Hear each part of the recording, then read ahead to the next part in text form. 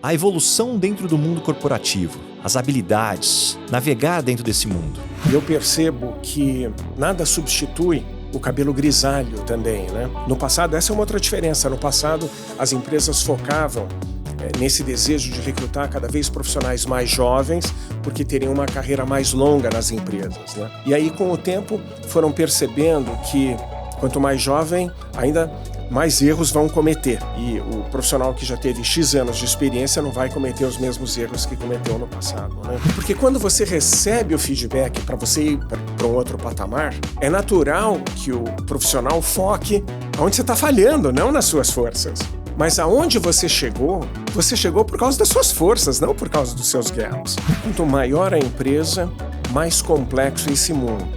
E quanto mais multinacional for a empresa, quanto mais internacional ela for, também mais complexa é a organização e mais difícil é navegar dentro da organização. Esse podcast é um oferecimento da BMW, líder em mobilidade premium. Esse é o podcast Lugar de Potência. Lições de carreira e liderança com o maior headhunter do Brasil. Afinal, tem 1,94 m. Vambora?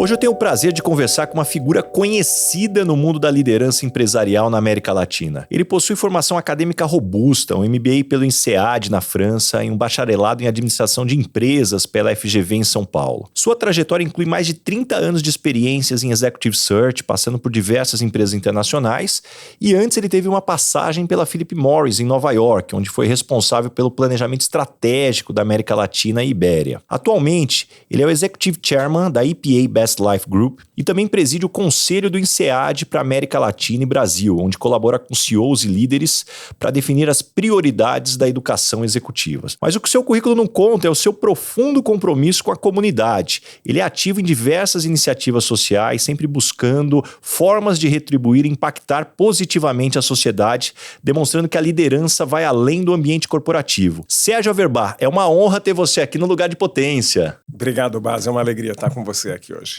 E Sérgio, começando sempre pelo início, como eu gosto, me conta um pouco mais das suas origens. Você já vem de uma família de executivos, consultoria, desenvolvimento humano. Quais são suas referências? Minhas referências, as melhores referências que eu tenho são meus pais, meus avós e os grandes líderes que lideraram as empresas que eu trabalhei. E falando da tua família, me conta um pouquinho mais. O que seus pais faziam, irmãos? A profissão do meu pai foi como cirurgião dentista durante muitos anos. Nós somos 4 filhos e meu pai, de um lado, tinha uma orientação para esporte muito forte, então ele incentivava os filhos a praticar esporte e disputar campeonato. Eu defendi o Clube Paulistano durante muitos anos e fomos 3 vezes campeões no Clube Paulistano. E minha mãe, do outro lado, ela trazia uma força cultural onde incentivava os filhos a desenvolver esse lado. Para você ter ideia, eu comecei a estudar piano clássico com 6 anos de idade e também disputando concursos de piano de maneira séria. E os irmãos, eu sou o patinho feio, como eu digo, né? Meus irmãos eram brilhantes academicamente e eu me senti o patinho feio até fazer meu mestrado na França. E me conta um pouco mais, em que momento da sua infância você começou a perceber esse sentimento do patinho feio, ou o que destoava aqui do que você admirava talvez nos irmãos? Boa pergunta. Eu nunca refleti, Baza, sobre o momento que eu me dei conta que eu me sentia como o patinho feio. Eu acho que foi quando eu entrei na adolescência. Os meus irmãos, nós somos 4, eu sou o terceiro, filho sanduíche, e tenho a síndrome do filho sanduíche, né? Os meus 3 irmãos eram academicamente brilhantes e tinham uma disciplina interior para estudar de uma maneira incrível, que eu não tinha. Então eu decidi intuitivamente que eu não ia entrar nessa disputa e eu acabei sendo puxado pelos irmãos e pela família para me desenvolver, porque eu fazia parte desse sistema. E acabei desenvolvendo habilidades sociais muito fortes, né? Então, acho que me dei conta disso quando eu deveria ter, talvez, 10 anos de idade ou 12 anos de idade. E como é que as expectativas e o apoio da família talvez influenciaram suas escolhas, sejam elas acadêmicas ou profissionais, ao longo da vida? Muito grande, a influência foi muito grande. O meu irmão mais velho entrou em primeiro lugar no Mackenzie, entrou num dos primeiros lugares na USP, se formou em primeiro lugar na Escola Politécnica da USP, tese de formatura nota 10. Minha irmã fez GV e se formou em primeiro lugar na GV. Eu sou o terceiro, como você sabe. E o caçula, o Ciro, que mora nos Estados Unidos hoje, mora nos Estados Unidos há muitos anos, ele foi o melhor aluno da história do Colégio Rio Branco. Teve um ano que ele tirou nota 10 em todas as matérias, em todos os períodos. E eu me senti exprimido nesse meio, né? Pô, até eu. Caramba, como assim? Depois de tudo que você me contou aqui? É isso que eu quero dizer. Muito difícil, né? Ser o filho sanduíche dentro desse sistema, né? E o mais velho estava fazendo engenharia na Escola Politécnica, minha irmã fazia GV, o meu avô era um grande empresário, presidente do Conselho de Administração do grupo Vigorelli, um grupo industrial, e eu não queria ficar atrás do meu irmão mais velho, então eu comecei a fazer cursinho para entrar na Politécnica também, cursinho anglo-latino na época. E minha irmã, que me conhecia desde que eu nasci, porque ela é um ano mais velha do que eu, ela percebia que eu não tinha nada de engenheiro, né, com as habilidades sociais que eu tenho, os meus estilos de comunicação. Então foi ela que me levou, me obrigou a assistir uma aula na GV, e eu fui, adorei, e aí eu mudei. Em vez de fazer poli, acabei fazendo GV. Então teve uma influência total. Mas dentro dessa dinâmica, Sérgio, o que me chama a atenção na tua história é que você foi fazer MBA muito novo. Primeiro numa época onde não se falava em MBA, como se fala hoje, um MBA lá fora com 23 anos. Como você tomou essa decisão? O que passou pela tua cabeça de já engatar um MBA tão cedo? Baza, você faz a lição de casa mesmo, eu percebo, né? Você tem informações incríveis. Nós temos bons amigos em comum aí que me ajudam aí nessas horas. Legal, legal. Eu tinha 19 anos, eu estava na GV e estava visitando o meu avô. E o meu avô estava recebendo um alto executivo europeu para o almoço. No final do almoço ele falou: Sérgio, você levaria esse meu convidado para o hotel dele? Eu falei: com prazer. E levei esse executivo para o hotel onde ele estava hospedado, nos Jardins. Esse executivo tinha feito MBA em INSEAD. Foi a primeira vez que eu ouvi falar de INSEAD, eu tinha 19 anos. No último ano da GV, eu estava fazendo um estágio num banco e foi uma experiência muito ruim. Não foi uma experiência positiva.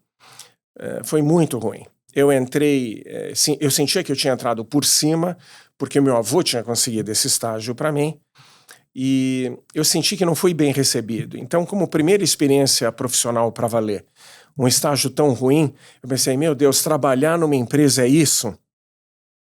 Então, eu ouvia colegas na GV falando sobre MBA naquela época, 2 colegas em particular. Uma colega que tinha morado nos Estados Unidos, ela era de origem americana, inclusive, e me informei: o que é isso que vocês estão conversando, o que vocês estão discutindo? E falaram do MBA. Aí eu pensei: poxa, esse é um caminho nobre para sair dessa empresa onde eu estou tendo uma experiência ruim e sair por cima, né? Aí eu pesquisei as melhores universidades do mundo, fiz uma pesquisa exaustiva e escolhi INSEAD, na Europa, pelas características que a escola tem. E dentro dessa dinâmica, Sérgio, o que abriu tua cabeça, o MBA, para você pensar: bom, então a partir de agora eu vou para o mundo corporativo? Foi uma experiência realmente espetacular, porque, como você disse, Baza, eu fui muito novo, eu era um dos mais novos da turma. E quando eu cheguei lá, eu fiquei impressionado. Eu confesso, lembra que eu ainda tinha a síndrome do patinho feio até fazer o MBA. Eu diria que até terminar o MBA, eu ainda tinha a síndrome do patinho feio. Eu diria que foi o MBA que me libertou dessa síndrome. Então, cheguei na França, cheguei em INSEAD, começou o programa, e eu pensei: meu Deus, como esses caras me aceitaram aqui? Os meus colegas são muito melhores do que eu, mais inteligentes, melhor preparados. Porque eu fui muito novo também, quase sem experiência profissional. Eu tinha feito estágio no último ano da faculdade e fui fazer um MBA, né? E isso abriu a cabeça de uma maneira impressionante. INSEAD tem essa característica que é reunir pessoas de países diferentes em grupos de trabalho, e você tem que conviver com essas pessoas e resolver os desafios, e resolver os casos, resolver os projetos, né? Pessoas com culturas muito diferentes.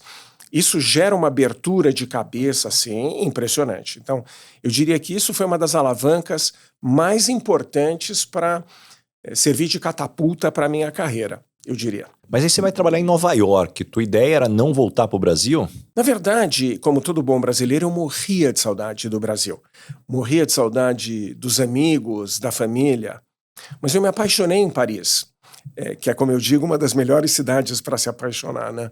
Eu me apaixonei por uma garota colombiana, quando eu estava visitando o Citibank, e aí nós começamos a namorar, e por causa dela eu fui trabalhar na Philip Morris em Nova York. Eu fiz um esforço grande para desenvolver oportunidades para trabalhar em Nova York, para estar com ela. E ela acabou não indo para Nova York, então só eu que fui. Então trabalhei em Nova York há alguns anos e de lá a Philip Morris me transferiu para a América Central. Aí a saudade bateu mais forte, eu falei, tenho que voltar para o Brasil, não aguento mais. E aí, Sérgio, quais foram os principais aprendizados durante a transição da Philip Morris indo para o mundo de recrutamento? Eu estava na Philip Morris na América Central e uma firma de recrutamento de origem europeia me localizou e eu pensei, nossa, eu nunca pensei em trabalhar numa firma de recrutamento, né? Mas eu pensei, deixa eu conversar com os caras, na pior das hipóteses eles vão me conhecer e quem sabe surge uma outra oportunidade. E eu me apaixonei pelas pessoas e decidi arriscar mudar de profissão, né? Sendo ainda jovem, o risco seria relativamente controlado, daria para mudar para outro setor novamente, voltar para produtos de consumo, se fosse o caso. E a riqueza de trabalhar em consultoria é que se envolve em tantos setores diferentes, né? Isso me encantou e acabei desenvolvendo minha carreira no setor de talento, como você. E dentro dessa dinâmica, Sérgio, quais foram as principais fichas que caíram, que ainda que você tivesse uma formação de FGV, em SEAD, trabalhado em Nova York, e depois entrevistando executivos, decodificando o que faz alguém ter sucesso, que para você te marcou ao longo desses primeiros anos? A primeira coisa que me vem à cabeça, Baza, eu estava entrevistando um executivo para uma posição de Research and Development, pesquisa e desenvolvimento. Um cara para a indústria de produtos de consumo e numa área técnica. E me chamou a atenção que ele tinha um caderninho preto com ele. E ele anotava algumas coisas durante a entrevista que eu estava fazendo. E isso me intrigou. Por que ele anota determinadas coisas e eu que estou fazendo a entrevista? E claro que eu estava anotando também. E eu perguntei para ele, por que você anota nesse seu caderninho preto algumas coisas da nossa conversa? Esse foi o primeiro marco, eu diria, da nossa carreira que me chamou a atenção.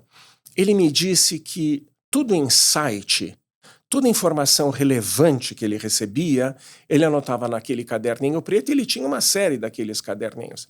Eu passei a fazer isso. E isso trouxe uma riqueza para mim de conteúdo espetacular, que eu passei a utilizar ao longo do tempo, ao longo da carreira, e eu tenho diversos desses caderninhos pretos comigo e que servem de conteúdo, servem de direcionamento estratégico, servem para orientar pessoas. E eu descobri um pouco antes da gente começar esse nosso papo que você também tem os seus caderninhos pretos, né, Baza? Eu tenho meus caderninhos que é muito interessante que eles evoluíram com a tecnologia, porque eu comecei com um caderninho que eu uso até hoje, mas depois eu sempre tentava ver, puxa, como é que eu vou indexar isso melhor? Então, em determinado momento, evoluiu do caderninho para o Palm Top. Então, quem tem mais idade vai se lembrar do Palm Top. Depois o Handheld, que era da HP, e aí depois computador, e aí hoje no celular, hoje eu uso o Evernote que está tudo na nuvem, mas é incrível como ainda prefiro o caderninho, né? Porque eu tenho a sensação que a hora que você está usando um device como um celular ou um iPad, as pessoas podem achar que eu estou respondendo e-mail, eu estou no WhatsApp, então eu ainda sou fã do caderninho, mas acho que o tema principal é a quantidade de informação e aprendizados que passam todos os dias na nossa frente e não dá para confiar na memória, achando que ou a gente vai lembrar ou vai indexar da forma certa. E o que me chama a atenção também sobre essas anotações é como a nossa perspectiva muda ao longo do tempo sobre a mesma anotação. É igual aquele filme que você assistiu há 10 anos e quando vai assistir o mesmo filme hoje, você fala, nossa, me caiu completamente diferente, mas o filme é o mesmo. Então também a nossa maturidade, a nossa experiência vai trazendo, ainda que a gente já tenha lido aquele insight, novos pontos de vista. Bárbaro, acompanho tudo que você está dizendo, porque eu tive a mesma sensação que você. E dentro dessa dinâmica, Sérgio, hoje algo que eu quero explorar também, você teve a oportunidade de trabalhar em muitos países, né? Seja morando em outros países ou tendo time em outros países. Como viver ou trabalhar em diferentes culturas até impactou na sua vida familiar e próprio crescimento pessoal? Eu encarei isso com uma certa naturalidade, porque, como nós falamos no início, eu acabei desenvolvendo habilidades sociais fortes por ser esse filho sanduíche, né? E pelas características da família. Então, eu nunca senti uma diferença, um desafio muito grande em questões culturais. Embora eu percebesse as diferenças culturais. Por exemplo, Paris, né? Os parisienses, por enfrentarem um volume de turistas gigantesco, e isso há quanto tempo? Há tantos anos, e em função do temperamento dos parisienses, eles são impacientes. E eles também não gostam de falar outro idioma, eles não gostam de falar em inglês, eles querem falar em francês. Então, eu logo percebi que tinha que falar em francês lá. E tinha que saber como lidar com essa impaciência dos parisienses. Mas eu desenvolvi isso rapidamente. Então, em Paris, por exemplo, eu me sinto muito à vontade. Nunca me incomodou essa irritabilidade, essa impaciência dos parisienses, né? Mas cada país tem realmente as suas características e as pessoas, e isso representou uma riqueza muito grande também. Ao voltar para o Brasil, também encarar as características de nós brasileiros, né, e capitalizar nessa experiência internacional que eu tive para desenvolver melhores relacionamentos no Brasil também. Você se envolve com as histórias, experiências e aprendizados que eu compartilho aqui em cada episódio? Então pense no efeito transformador dessas lições aplicadas na sua equipe. Conheça mais sobre a minha palestra Lugar de Potência acessando o link na descrição do episódio. Não só inspire, mas revolucione o potencial do seu time. E, Sérgio, com a tua experiência, me ajuda a decupar os países da América Latina. O que são as características, talvez, para quem ainda não teve a oportunidade de viver aqui com outros profissionais, ou mesmo a turismo aí, que você acredita que podem chamar a atenção para que a gente possa ficar atento? As características dos países da América Latina, existem alguns paralelos que são comuns, mas existem paralelos que são também diferentes, né, culturalmente. Mas eu confesso para você, Baza, que em função da posição que eu ocupei como presidente para a América Latina, como CEO América Latina, as pessoas com as quais eu me relacionava, as minhas equipes, elas não se comportavam da maneira natural como elas se comportariam com um visitante que fosse um visitante que não o líder imediato, né? O líder. Então, as pessoas não representavam esse comportamento natural. Então, eu tenho até um pouco de dificuldade para responder essa tua pergunta com clareza, com potência, porque eu não sei, eu realmente não sei a resposta. E, Sérgio, como é que você vê a evolução das competências procuradas nos executivos ao longo dos anos, de quando você começou a tua carreira nessa área para os dias de hoje? Boa pergunta. Eu gostaria de ouvir tua opinião também, porque você também é um especialista nisso, né? Eu me recordo que, quando eu iniciei na profissão, o foco nas competências era menos relevante do que a experiência em si, no setor específico da empresa, na indústria e na posição específica. Os clientes focavam o desejo deles de recrutar pessoas que viessem do mesmo setor ou de setores muito próximos e que trouxessem a experiência também específica da posição e com sucesso, com indicadores de sucesso naquelas posições. O que eu reparei foi que ao longo dessa jornada de todos esses anos, as empresas foram se tornando mais sofisticadas, mais educadas, e os clientes passaram a focar no perfil de competências. E as competências que foram evoluindo ao longo do tempo chegaram nos dias de hoje, no que a gente consegue enxergar nas principais empresas que são referências, né, de mercado, habilidades como, por exemplo, de criar o novo e o diferente, que também é a gestão da inovação, a visão estratégica, a capacidade de enxergar o futuro e traduzir esse futuro para o presente, para que a empresa possa direcionar os esforços e a alocação dos recursos para prepará-la para esse futuro. E, ao mesmo tempo, algumas competências permanecem as mesmas, como, por exemplo, a capacidade de comunicação, a capacidade de articular as ideias com muita clareza para que as pessoas entendam, falando pouco, sem precisar falar muito, e impactar o coração das pessoas, né? Impactar o engajamento das pessoas para conseguir performance espetacular. Muito alinhado à minha visão, Sérgio, e fica muito claro, né, o quanto que o recrutamento, ele saiu de um recrutamento quase que puramente técnico, né? Você tinha a lista das universidades que você buscava, dependendo da profissão, né, daquela pessoa, tinham as empresas que eram referência. Então, se você era de marketing, você passou por aquelas empresas de consumo, então são boas escolas, formaram bons profissionais.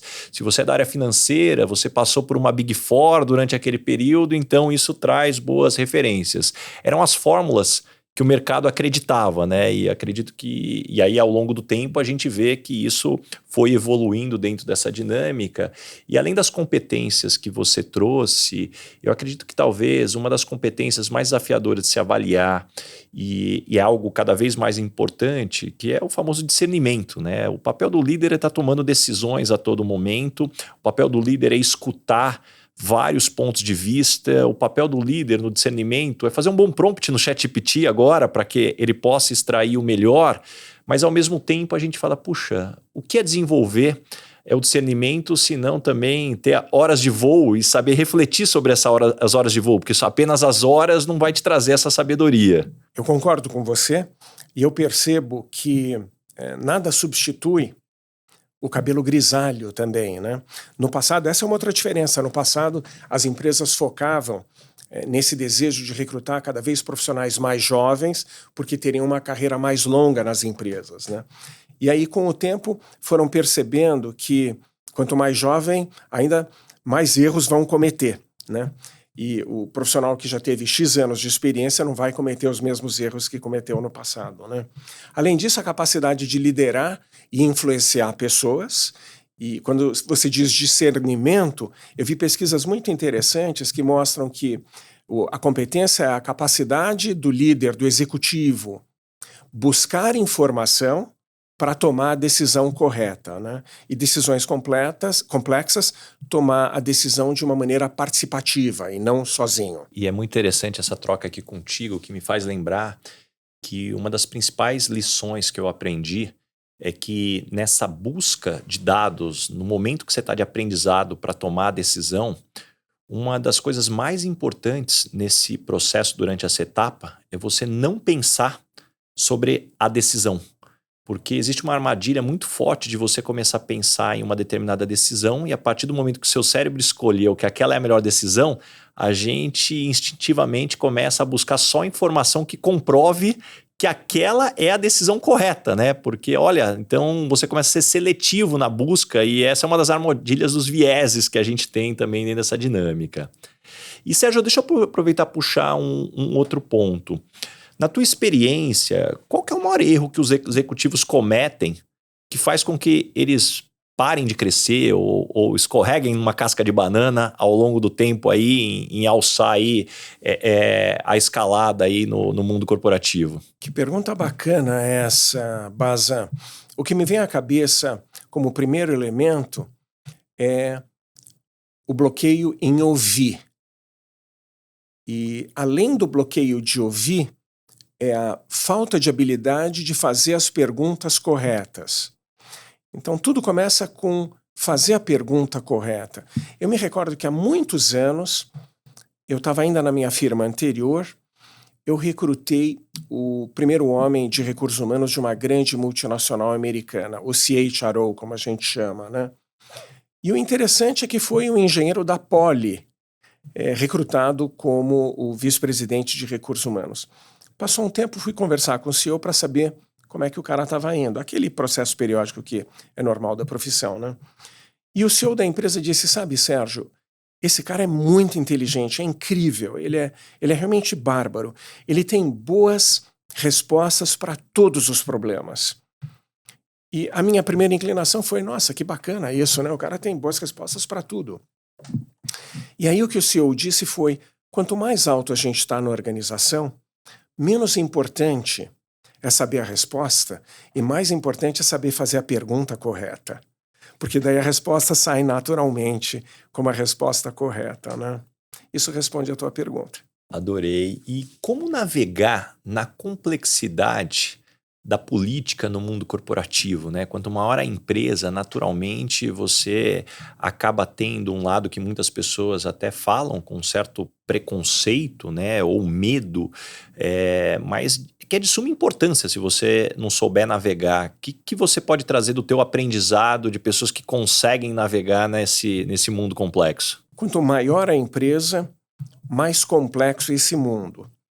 E quanto mais multinacional for a empresa, quanto mais internacional ela for, também mais complexa é a organização e mais difícil é navegar dentro da organização.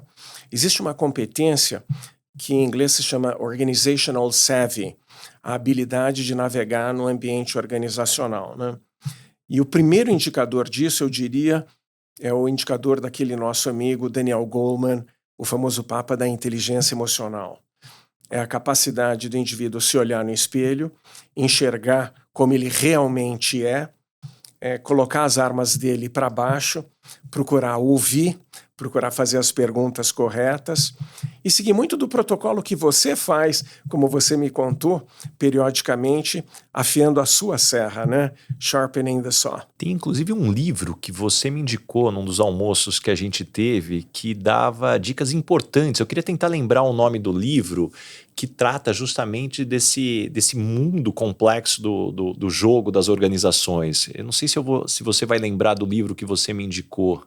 Me dá mais uma dica. Eu lembro que eu lembro que era um livro. Também depois a gente pode lembrar e eu deixo aqui na descrição do episódio. Mas eu me lembro que era um livro que falava da complexidade de você, antes de liderar o time, a capacidade que você tem de liderar os seus superiores e como você navegar nesse mundo, entendendo os interesses que as pessoas têm dentro dessa dinâmica e as armadilhas. Mas se a gente não lembrar agora, eu coloco depois na descrição do episódio. Olha que interessante, Baza.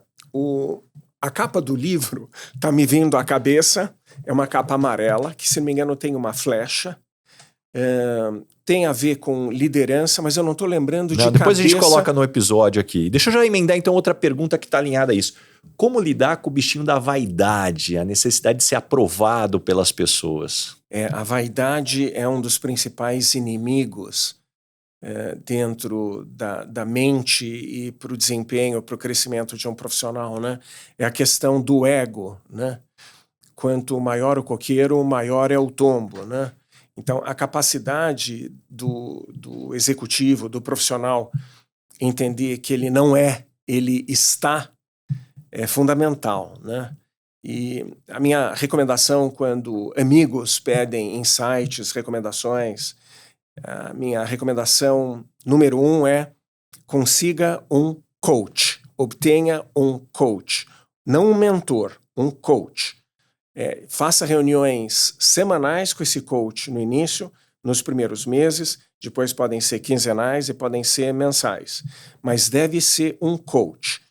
E para o processo de coaching funcionar, eu também comento que o processo de coaching não deve ser bom e nem deve ser muito bom. Porque se for bom ou muito bom, não vai ser espetacular. Então o processo de coaching para funcionar tem que ser realmente excelente. O coach tem que ser uma pessoa competente, com a capacidade de fazer as perguntas corretas, de fazer as provocações corretas, para trazer o profissional para o momento verdadeiro dele, baixar o ego, baixar a vaidade e facilitar com que a pessoa atinja o que ela sonha atingir. Como é que se enxerga as críticas que o mundo corporativo muitas vezes recebe, que é desumanizado ou focado apenas em resultados? Isso é verdade. As empresas, em função da competitividade e das pressões que existem, principalmente empresas com ações negociadas em bolsa, né, a pressão é gigantesca.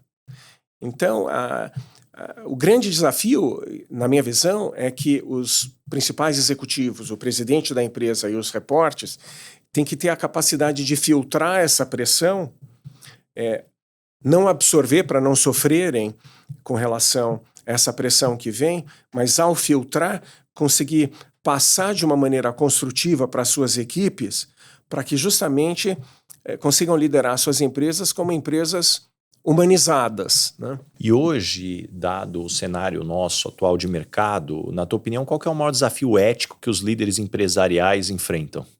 O principal desafio ético é não ultrapassar, isso na minha visão, os limites morais, eu não diria nem legais, porque legais não se deve ultrapassar mesmo, né? E nós que trabalhamos em empresas multinacionais, a gente tem que assinar documentos anualmente de que a gente respeita isso com rigor e respeitamos, mas também respeitar os limites morais.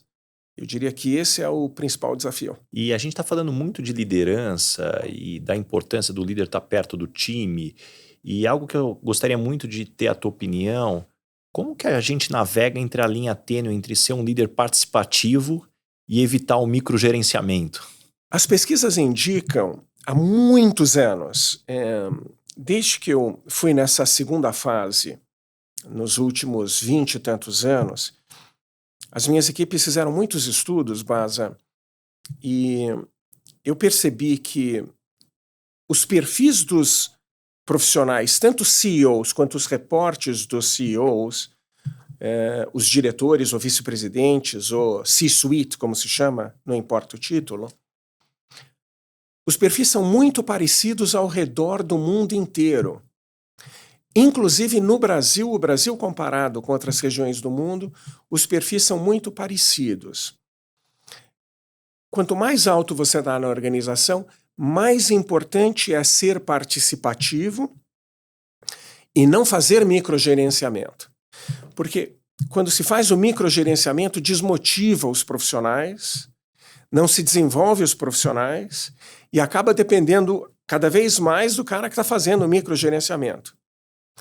Agora depende do temperamento também, né, Baza? Porque o cara que é um micromanager, o cara que tem o perfil de fazer um microgerenciamento, ele tem muita dificuldade, sente insegurança. Em largar o osso. Isso. Mas existem mecanismos para se fazer isso, existem técnicas, né? E, de novo, tem a ver com o hábito. Conseguir transformar o hábito é a chave. E um dos segredos, de novo, a gente volta para o processo de coaching, que é para resolver problemas, para atingir determinados objetivos. Coaching é um dos melhores instrumentos para isso. E, Sérgio, com todos os desafios que a gente está colocando aqui, que eles talvez, a maior parte deles não sejam novos, mas se tornaram mais complexos, como é que você vê, agora principalmente atuando numa cadeira de presidente do conselho do INSEAD, como que a educação executiva pode preparar, o que deveria ser a evolução da educação executiva, inteligência artificial chegando no meio dessa história toda? A educação executiva vem se transformando nas últimas décadas de maneira importante, né? Eu fico curioso para entender por que as grandes escolas ao redor do mundo ainda não fizeram uma transformação no estudo de casos, por exemplo, que ainda é muito na base de vamos ler o caso, vamos escrever e vamos anotar, quando, na verdade, a tecnologia já permite, por exemplo, fazer um estudo de casos através de um filme. E seria muito mais divertido ver um filme do que ficar estudando, lendo um caso, né? A grande transformação vai continuar a chegar na medida que as principais escolas que servem de referência a nível mundial, e o INSEAD é um desses exemplos, continuem na direção de fazer a experiência dos participantes uma experiência extraordinária. Coincidentemente, a INSEAD tem isso no seu DNA, porque desde que foi fundada, ela vem sendo a escola mais internacional do mundo. E para conseguir fazer com que pessoas de culturas tão diferentes consigam se dar bem e ter uma experiência legal, ela promove experiências extraordinárias. Ela é até conhecida como a maior party school do mundo, uma escola que tem festa o tempo inteiro, né? O que é difícil conciliar também com o programa de MBA, né? Tanta festa. E, Sérgio, dentro da tua experiência, para os nossos ouvintes aqui que talvez estão buscando um curso de pós-graduação, MBA, eventualmente mestrado, e que talvez não tenham acesso às escolas internacionais, seja por limitação de idioma ou do investimento, como que as pessoas poderiam selecionar melhor o que ela precisa para aquele momento, o que é importante para ela? Primeiro, fazendo um diagnóstico claro do que elas necessitam. E o que elas necessitam em função de uma visão de longo prazo, em função do sonho que elas têm para atingir. E aí fazer uma pesquisa sistemática nas escolas, conversar com pessoas que conheçam as diferentes escolas, para selecionar aquelas escolas que têm mais força na disciplina, no assunto, no tema, que seja de interesse delas. Então, por exemplo, né, nas escolas internacionais, INSEAD e Harvard são muito fortes na preparação de pessoas para a posição de presidente, para a posição de gerente geral, de primeiro líder de um negócio. A Kellogg, em Chicago, tem mais força em marketing. Wharton é muito forte em finanças, assim como Chicago é muito forte em finanças. Ann Arbor é muito forte em recursos humanos. E no Brasil, certamente, as diferentes escolas têm mais força numa direção ou na outra. Então, por exemplo, INSPER tem uma reputação de ser muito forte com números, em finanças também, por exemplo, né? E aí existem oportunidades como FEA, que é uma escola pública, então é uma escola excelente, que tem uma reputação excelente, mas basta estudar claramente o currículo e decidir com cuidado, com critério, aquela que seja mais forte em função dessa visão de futuro que eu mencionei no início. Eu adorei a forma como você começou, que parte de uma reflexão de quem você é, aonde você está e para onde você quer ir. Eu acredito que muitas vezes uma armadilha é terceirizar isso pela instituição, ter um nome reconhecido ou muitas vezes um curso reconhecido, então você acreditar que aquilo é para você. Então começa daí, e também é aí onde eu sempre falo dos career blockers, que se hoje você não consegue mapear qual é o teu bloqueio de evolução de carreira, você pode estar mirando nas coisas erradas. Um exemplo, um gerente da área financeira que é ruim de comunicação ou de relacionamento, e para crescer ele decide fazer um MBA em finanças, que vai dar mais conhecimento técnico e não vai explorar justamente o que está barrando essa pessoa de crescer. Acho que esse é o primeiro elemento. O segundo, dado que hoje a gente tem uma diversidade de opções aqui no Brasil e saindo das grandes escolas, tem muita coisa que não é boa também, vamos deixar muito claro aqui. Então, para mim, uma reflexão importante é quem serão seus colegas em sala de aula, porque a maior parte do aprendizado não vem do que o professor fala, e sim da discussão do professor ali, então é importantíssimo. Segundo, qual é o formato de aula? Puxa, aulas expositivas, que é o professor dando palestra, fujam, gente, não funciona, não desenvolve, então, roleplay, cases, puxa, muita participação é fundamental ali dentro dessa dinâmica, então, daí um terceiro elemento, a habilidade do professor em ser participativo e promover a colaboração na sala de aula, caso contrário, puxa, aquele professor dono da verdade, que parece que quer ficar se exibindo com seu conhecimento, vai te ensinar muito pouco. E eu acredito que falar também, tirar referências, né? A gente fala de tirar referência em processo seletivo, tire referência com outros alunos que estudaram naquela instituição, e aí com isso você vai ter o teu framework aí para chegar no que vai ser melhor para você. Eu concordo com a tua visão. Inclusive, eu fiz isso que você descreveu quando eu fui escolher a escola que eu queria fazer meu MBA. Na época eu selecionei Harvard, Stanford e INSEAD, e eu entrevistei ex-alunos das 3 escolas. E o que eu percebi foi que os ex-alunos de INSEAD tinham uma paixão pela escola, assim, incrível, diferente das outras universidades, né? E também, na época, eu lembro que teve um programa na televisão, A Era da Incerteza, com John Kenneth Galbraith, que ele mencionava que a única escola verdadeiramente global e internacional, que era o meu interesse, eu queria uma escola realmente internacional, era INSEAD. Então, esse conjunto de informações, as entrevistas que eu fiz, acabaram me levando para essa decisão. Então, eu encorajo os jovens a fazerem isso que você está dizendo, né? Fazerem uma pesquisa e entrevistarem ex-alunos. E Sérgio, olhando para trás, tem alguma decisão profissional que você deveria ter feito diferente? E que lições você aprendeu? Se eu fosse voltar no tempo com o que eu sei hoje, eu teria tomado uma decisão muito diferente do que eu tomei. Quando eu fiz o meu MBA, na época, o que era valorizado era o executivo, o líder trabalhar para se tornar o presidente, o CEO de uma grande multinacional. E foi isso que eu acabei fazendo. E esse era o meu sonho. E eu lembro que naquela época nós torcíamos o nariz para aqueles colegas que queriam virar empresários, empreendedores, que culturalmente é o oposto do que acontece hoje, né? E, na verdade, eu descobri ao longo do tempo que o meu sonho era ser empresário, era ser empreendedor e empresário. Então, com o que eu sei hoje, o que eu teria feito naquela época, seria isso que eu recomendo aqui, em função dessa entrevista que você está fazendo comigo. É identificar um coach espetacular, conseguir entender qual é o seu DNA, qual é o seu sonho, e aí trabalhar para realizar esse seu sonho. Porque hoje eu seria um empresário, eu não seria um hired gun, como a gente chama no IPO, né? E Sérgio, já que a gente está falando desse desenvolvimento, do processo de coach, qual que foi o feedback mais duro que você já recebeu, mas que, por outro lado, te trouxe mais crescimento? Nossa, feedback duro, isso para mim é muito dolorido mesmo. Então, logo eu assumi a posição como presidente da América Latina da última multinacional que eu trabalhei, eu recebi um telefonema da RH Mundial, da vice-presidente de RH Mundial, muito positivo, né?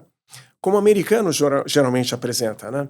Dizendo, Sérgio, a firma está muito feliz com você, a firma gostaria de investir em você e convidamos você para um programa de coaching nessa empresa que nós compramos, que é a escuderia da Ferrari ou a escuderia da Mercedes de Fórmula 1, para você vir para Minneapolis e participar desse programa de coaching, né? E na hora eu aceitei por duas razões, Baza. Uma, a empresa quer investir em mim, eu aceito com o maior prazer. Segunda razão, se ela está me dizendo isso, é porque eu preciso. Então é melhor baixar a vaidade, o ego, como a gente diz, e aceitar.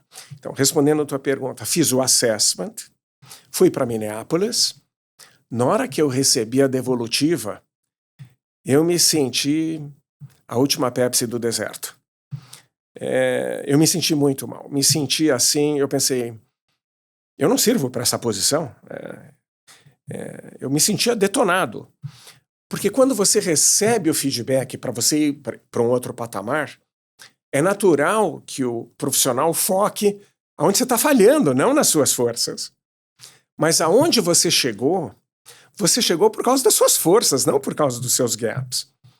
Mas eu sofro muito em receber feedback em áreas que eu tenho que melhorar. Eu sempre sofri. Mas isso me ajudou a ir para um outro patamar. E dentro dos elementos de feedback, algum mais específico que, puxa, tua visão não estava calibrada e aí pegou mais forte? Eu nunca mencionei isso publicamente, mas hoje acho que eu tenho a maturidade base para mencionar. Sim. O que eles me falaram foi a mesma coisa que um repórter meu tinha me falado, que era o diretor-geral da nossa subsidiária da Argentina. E o cara foi bacana de compartilhar isso comigo num feedback que ele estava me dando. Ele me disse, Sérgio, você tende a ser muito professoral. E olha que interessante, Baza, na minha tentativa, no meu desejo de ajudar as pessoas, eu estava falando muito. e de maneira professoral. E um cara que é muito sênior não quer alguém professoral. Dê a dica, mas deixa o cara descobrir o caminho, né? Van Goethe não disse isso? Diga o que você precisa e deixe as pessoas te surpreender com a engenhosidade delas, né? E dentro dessa dinâmica, Sérgio, na tua trajetória, você já teve que sacrificar a sua autenticidade em prol do sucesso, né? Como que equilibrar essa autenticidade com as demandas ali da carreira do dia a dia? No início, sim. Eu diria, no início da carreira, sim. Por causa da inexperiência, para você ter ideia, na época eu estava em SEAD, era um garotão, eu até deixei o bigode crescer. E por que eu deixei o bigode crescer? Porque eu pensava, vão me achar com cara de moleque, muito novo, e não vão me respeitar, vão me dar uma posição muito júnior. Então eu criei uma persona naquela época, né, para impactar as pessoas com uma certa maturidade que eu não tinha. E aí, com o tempo, eu fui percebendo que quanto mais genuíno você é, quanto mais vulnerável você se mostra, mais as pessoas querem te ajudar, mais as pessoas se abrem para você. Mas isso tomou um tempo. No início da carreira, eu criei essa persona, assim. E hoje, aproveitando dessa tua experiência, Sérgio, como é que você equilibra a necessidade de manter uma imagem profissional impecável com a realidade da gente ser um ser humano imperfeito, né? E falível como todos os outros? A chave que eu descobri ao longo do tempo, Baza, trabalhando tantos anos como presidente aqui no Brasil e na região América Latina, é que quanto mais verdadeiro você é, mais genuíno, mais vulnerável, melhor é. E não necessariamente segurar tanto as emoções, que foi um outro feedback que eu recebi.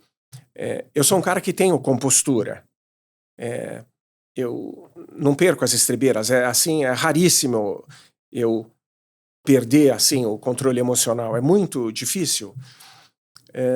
Mas quando você não revela as emoções, as pessoas não conseguem te ler, como se diz, né?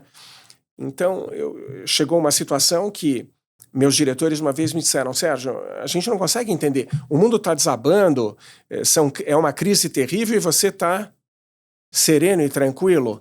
Mas, ao mesmo tempo, você é como você é. Não dá para você ser diferente de como você é, né? Mas eu passei a buscar ser mais livre em mostrar as emoções conforme necessário. Minha mãe, por exemplo, faleceu há 7 anos e foi uma experiência muito difícil para mim. E foi uma situação de segurança física, um acidente que ela teve em casa, como é muito comum acontecer, né? Pessoa de idade cai em casa e se machuca muito e se bate a cabeça numa quina, é muito perigoso. Não foi o caso da minha mãe, mas minha mãe se machucou muito, né? Isso me marcou muito e eu estava no escritório, fiquei preocupado até com os funcionários e com as famílias dos funcionários e na época eu contratei uma empresa, terceirizada obviamente, para dar um treinamento de segurança em casa. O que a gente tem que fazer para os pais estarem em segurança. E quando eu estava contando para toda a equipe no espaço aberto, que nós trabalhávamos em espaço aberto, enfim, eu estava falando de um acidente da minha mãe, me deu um nó na garganta, eu não aguentei e eu comecei a chorar. Isso, na verdade, é positivo para a equipe, porque a equipe pensa, pô, o cara tem emoção, ele não é um boneco, né? E aproveitando desse gancho, Sérgio, como é que a tua percepção de sucesso evoluiu ao longo da sua carreira e da vida? A minha percepção de sucesso mudou. Quando eu era garotão, a minha percepção de sucesso era chegar à posição de presidente, né? Aí, com o tempo, trabalhar em multinacional é uma pressão terrível, né? O volume de trabalho. Eu confesso que eu chegava às sextas-feiras cansadíssimo, mas tão cansado que eu não tinha energia para sair, para ir jantar com amigos. Eu tinha vontade de tomar um banho, jantar e dormir, porque eu estava esgotado fisicamente. Então, ao longo do tempo, eu fui aprendendo que o sucesso é você conseguir o equilíbrio e você conseguir ter a energia e você conseguir administrar as pressões para você conseguir manter a energia para você poder dedicar para as coisas que você mais ama, inclusive para a família, para os amigos, para os seus hobbies, para os doguinhos, se você tem doguinho em casa, para você conseguir ler um livro, um conteúdo estimulante.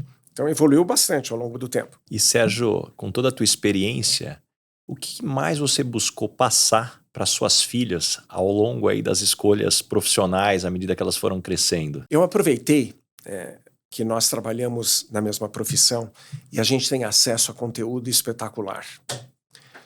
E eu procurei passar para as minhas filhas durante a vida inteira delas, desde que elas eram pequenininhas, esse conteúdo. Então aconteceu uma coisa engraçada, Baza. Eu tive uma secretária temporária, uma época que a minha assistente estava de férias, e a minha assistente tinha acesso à minha agenda. E ela viu que na minha agenda tinha um lembrete recorrente, toda semana, para eu treinar as minhas filhas em determinadas competências.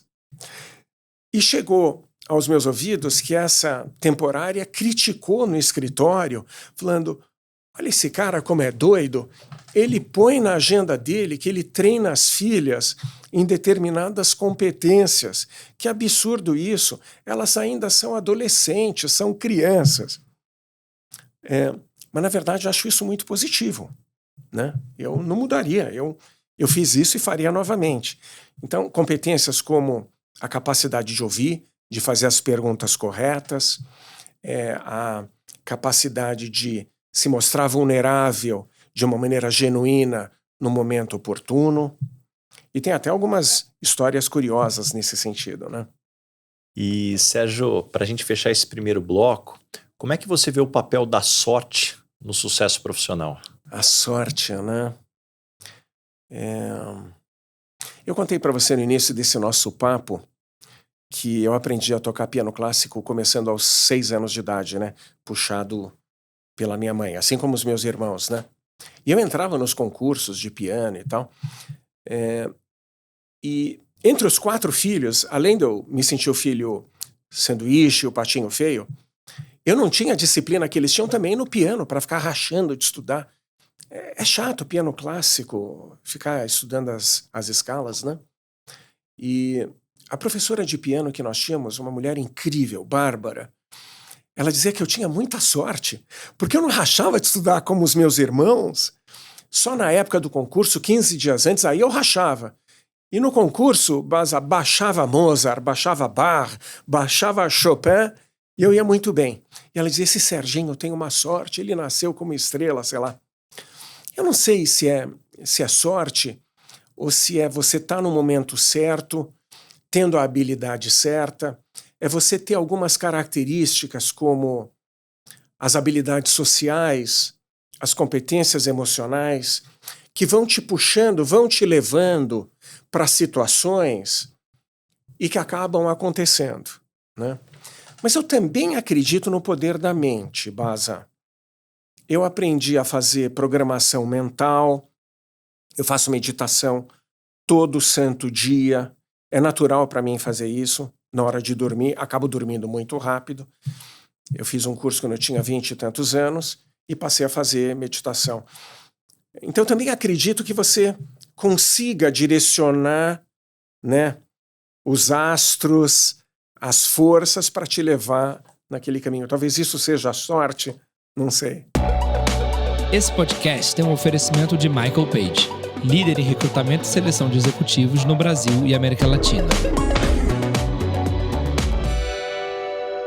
Sérgio, chegamos agora no momento Headhunter. Qual que é a pergunta que você sempre faz nas entrevistas para contratar alguém para o seu time? A pergunta que eu sempre faço é: qual é o seu sonho?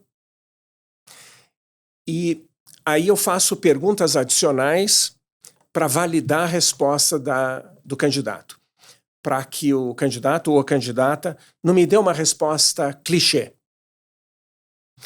Outra pergunta crítica que eu faço é: nos feedbacks que você tem recebido recentemente, quais são as principais habilidades que você ouviu que você precisa desenvolver? Eu não pergunto quais são os seus defeitos e as suas qualidades, para evitar as respostas que são clichê. Eu sou muito detalhista, eu sou... Perfeccionista. Perfeccionista, né?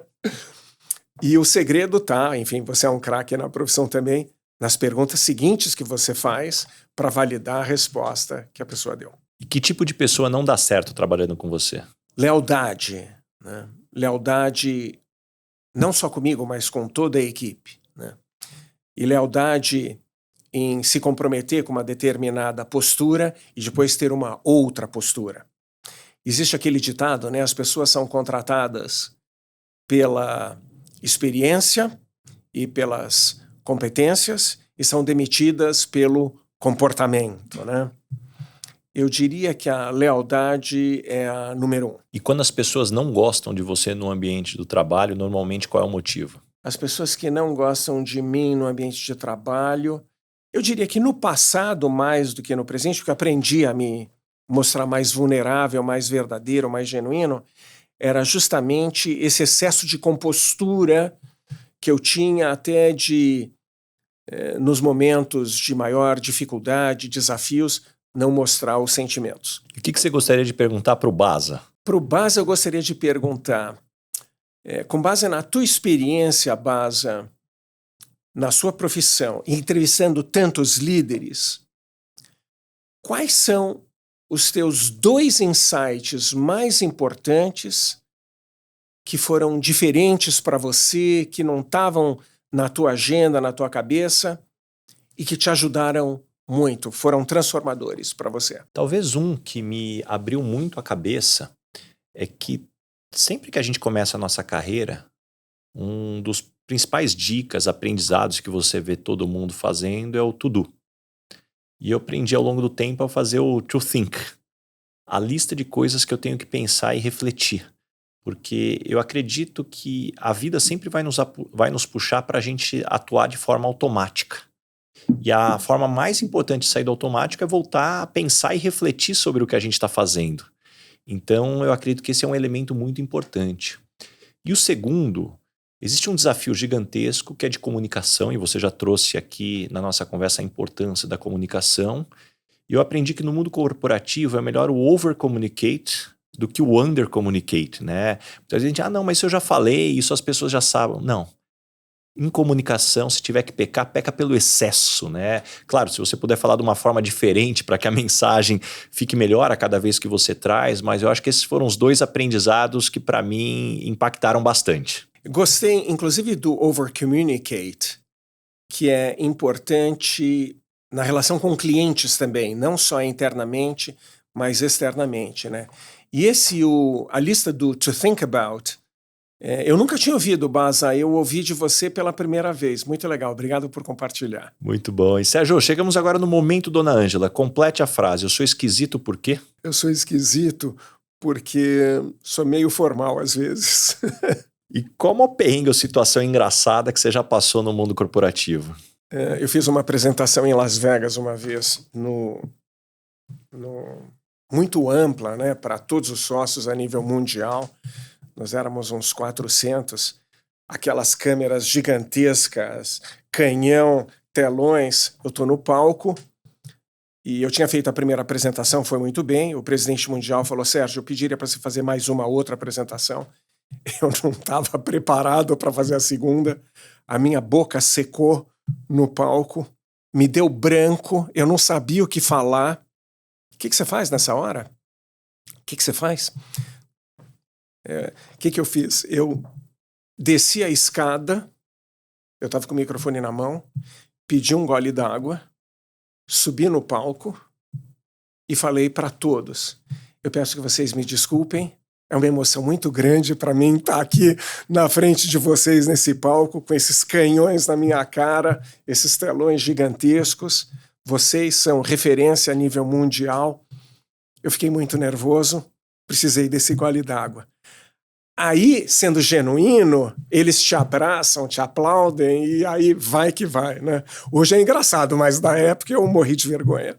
E caminhando agora para o final, o nome desse podcast é Lugar de Potência. Qual é o teu lugar de potência? Que tipo de situação, ambiente pode jogar lá que você brilha? Quando se trata de uma situação de justiça ou de injustiça, eu brigo para ganhar. E me conta uma verdade que as pessoas não costumam dizer e, na sua opinião, é fundamental para se ter sucesso. Falar pouco, pensar bastante antes de falar falar a verdade e falar com potência.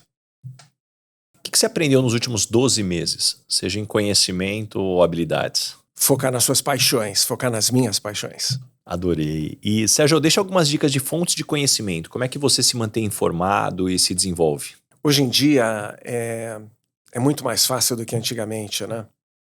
Eu amo YouTube, porque o algoritmo do YouTube acaba facilitando a tua vida, né? Então basta você começar e aí automaticamente já vem as recomendações, né? E eu tenho o privilégio de estar com você e com outros colegas no IPO, Young Presidents Organization. Então a gente participa de programas espetaculares de desenvolvimento, de conhecimento. No mês que vem eu vou para Harvard, por exemplo, com um grupo de colegas. Então, eu diria, tanto digitalmente quanto presencialmente, mas sempre conteúdo espetacular. E, Sérgio, me indica 3 pessoas bacanas para eu convidar para esse podcast ter uma conversa como essa que a gente está tendo. 3 pessoas bacanas. Meu amigo fraternal Fábio Coelho, presidente do Google. Não sei se você já entrevistou. Não entrevistei ainda. Ótima indicação. Amarílio Macedo, controlador do grupo J. Macedo, que tem uma visão de Brasil incrível, como levar o Brasil para outro patamar. E o terceiro nome, na verdade, eu que vou entrevistar aqui. Você. Muito bom. Sérgio, já fez essa provocação aqui. Quem me acompanha sabe que no episódio especial Ivan Moré já me entrevistou. Já temos um entrevistador aqui, mais do que profissional aqui, para o próximo episódio de celebração aqui. Vamos fazer sim essa gravação. E eu não vou te dar moleza, Baza. Tenho certeza. E Sérgio, uma pergunta que eu faço para todo mundo que passa por aqui, eu não vou deixar você embora sem me responder. O que é felicidade para você?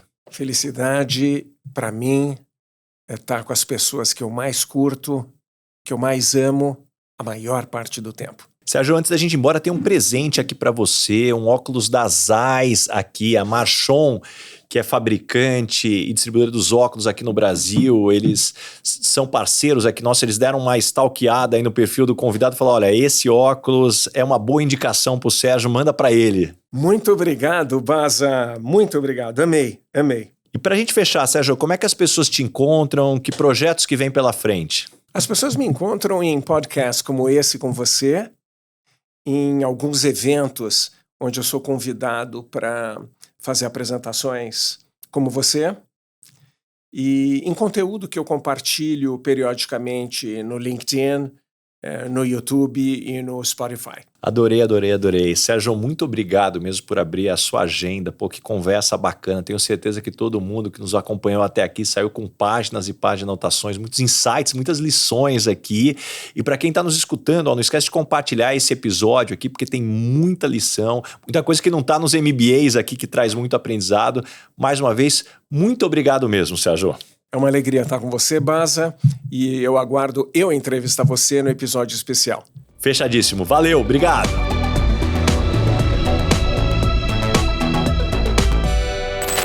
Este podcast foi editado por Felipe Mux.